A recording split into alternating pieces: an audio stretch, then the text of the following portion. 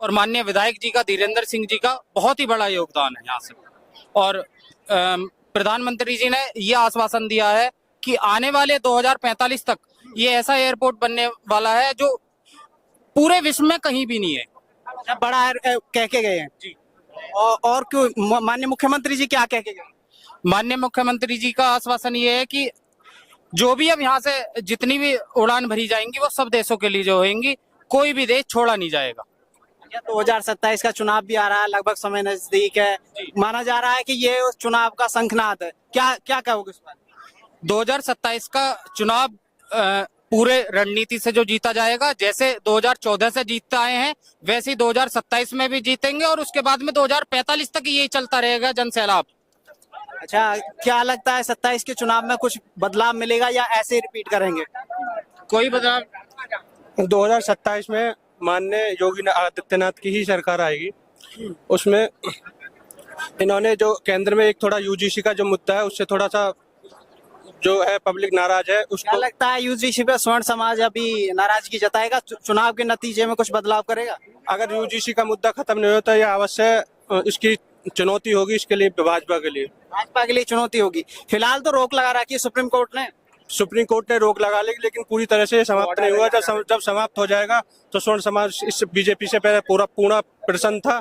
अगर यूजीसी खत्म हो गया तब पूरा प्रसन्न होगा। अच्छा, स्वर्ण समाज की नाराजगी लोकसभा चुनाव में देखने को मिली थी, उसका नुकसान भी कहीं ना कहीं भाजपा ने उठाया था।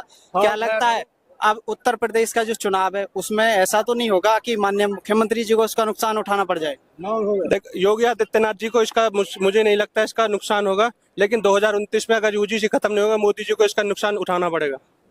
हाँ जी, आप कहाँ से हैं? मेरे पास में गाँव है। क्या कहोगे का आज माननीय प्रधानमंत्री जी? आप देखो सैलाब कितना है, सैलाब कितना? बस तो ये विकास तो दौड़ रहा है। ये विकास नहीं होता तो पब्लिक आती क्यों? अच्छा, आप स्थानीय पास में ही आपका? मेरे गाँव से 2 किलोमीटर दूर है सामने। अभी जो प्रभावित लोग थे लगातार कुछ ना कुछ उनकी डिमांड्स रहती हैं, उनको लेकर क्या कहोगे?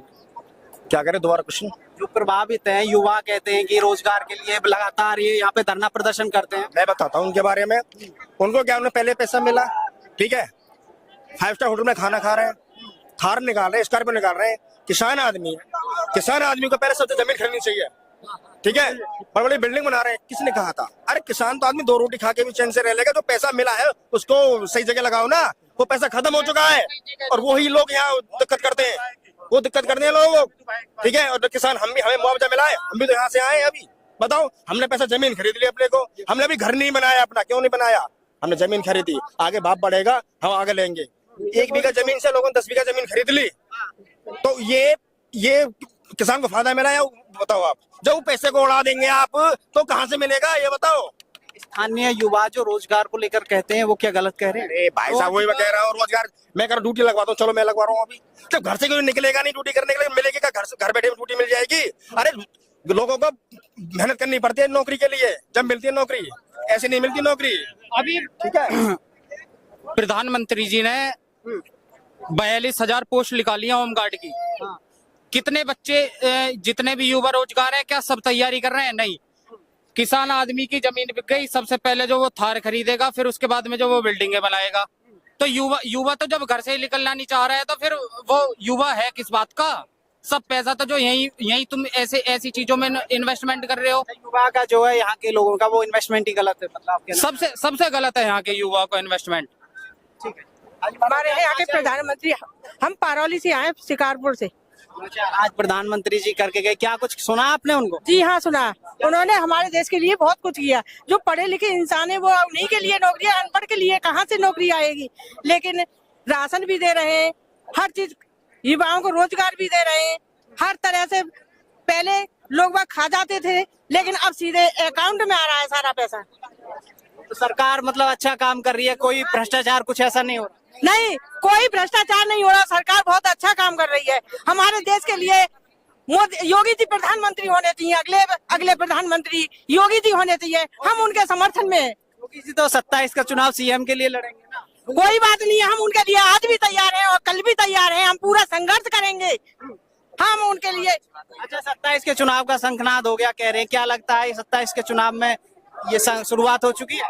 जी हाँ, पूरी जनता उनके साथ है, योगी जी के पूरी जनता, हम सब लोग उनके साथ है।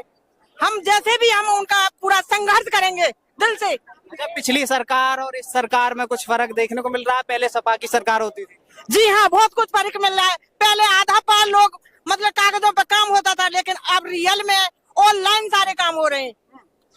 अब महिलाओं को लेकर, आप महिला क्या कहोगी, सरकार में कैसी हो रही है आपको महिलाओं को लेकर? महिलाओं की बहुत सुनवाई हो रही है। पहले महिलाओं को कोई शोषण हुआ करता था, अब महिलाओं को कोई शोषण नहीं कर सकता है।